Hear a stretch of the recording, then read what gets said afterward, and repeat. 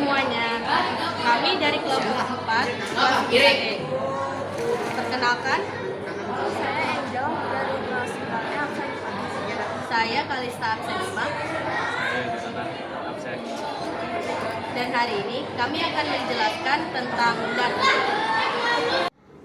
Ini adalah peta konsep pembelajaran bab 1 untuk informatika. Bab ini berjudul Berpikir Komputasional. Eits, sebelum kita membahas tentang struktur data, kita harus tahu dulu apa itu data. Data adalah kumpulan dari fakta, angka, atau informasi yang diperoleh. Data dapat berasal dari pengamatan, pengukuran, atau rekaman kejadian yang terjadi di dunia nyata. Data yang kita kumpulkan tadi perlu kita susun. Proses menyusun inilah yang dinamakan struktur data.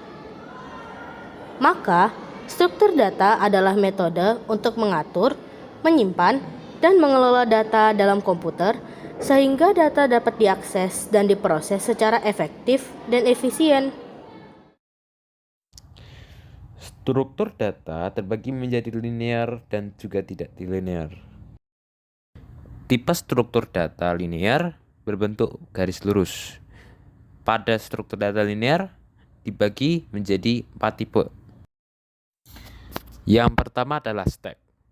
Struktur data ini menggunakan prinsip LIFO atau last in first out. Terdapat 2 operasi dasar pada dalam stack, yaitu push dan pop. Stack digunakan untuk manajemen memori dan pemanggilan fungsi pemrograman. Yang kedua adalah queue. Struktur data ini menggunakan prinsip FIFO atau first in, first out.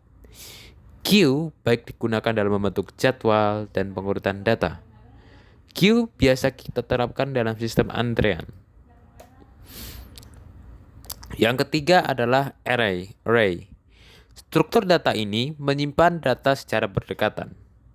Array dapat menyimpan data sejenis dengan nama yang sama, sehingga memudahkan kita untuk mencarinya. Contohnya seperti pencarian kontak. Yang terakhir adalah linked list. Struktur data ini menyimpan data secara berurutan dan saling terhubung satu sama lain. Setiap node terdiri atas data dan pointer. Pointer membantu dalam menghubungkan data yang satu dengan yang lain. Kemudian terdapat tipe struktur data tidak linear.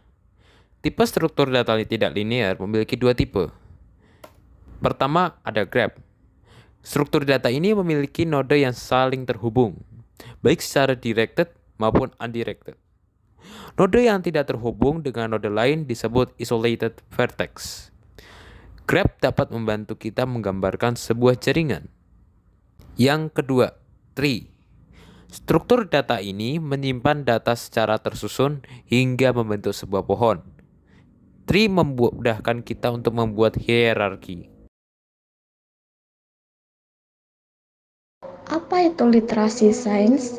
Literasi sains adalah kemampuan seseorang untuk memanfaatkan informasi dan konsep ilmiah dalam kehidupan sehari-hari.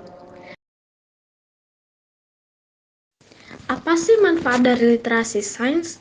Manfaat dari literasi sains yang pertama adalah untuk meningkatkan pemikiran kritis. Yang kedua, untuk membuat keputusan yang lebih baik. Yang ketiga, untuk memahami, menganalisis, dan juga menginterpretasi lebih baik. Yang keempat adalah untuk meningkatkan pemahaman analisis data. Selanjutnya yaitu penerapan literasi sains dalam kehidupan sehari-hari. Yang pertama adalah dekomposisi. Adalah memecah topik menjadi bagian kecil. Yang kedua adalah pengenalan pola, yaitu untuk menentukan rute yang akan dilalui. Yang ketiga adalah abstraksi, yaitu untuk memfokuskan diri terhadap masalah.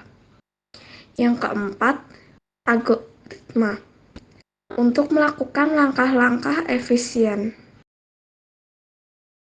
Contoh implementasi dalam kehidupan sehari-hari adalah saat kita berkunjung ke museum. Pastinya kita harus susun dulu dong rencana kita terlebih dahulu.